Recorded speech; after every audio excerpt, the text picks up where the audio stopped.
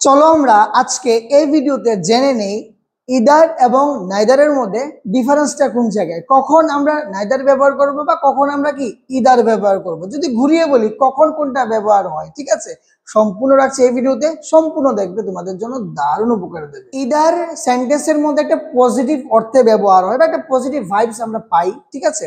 Either of you is correct মানে কি সেও কারেক্ট, সেও কারেক্ট। ইদার অফ ইউ, সেও ভালো, সেও ভালো। Either of you is what, good. কিন্তু আমরা যে neither, neither means what, negative. মনে রাখবে ইদার হচ্ছে পজিটিভ, নাইদার হচ্ছে কি নেগেটিভ। না ও না সে, neither of you is good, সেও ভালো না সেও ভালো না। Either of you is correct, সেও ভালো সেও ভালো। Neither means what, negative. Either means what, positive. এই জিনিসটা মনে রাখবে। চলো আমরা দুটো এক্সাম্পল দেখে নিই। Either of you is good তার মানে কি সেও ভালো, সেও ভালো। ইদার পজিটিভ একটা ভাইস কিন্তু কি আমরা এই সেন্টেন্সে পাচ্ছি।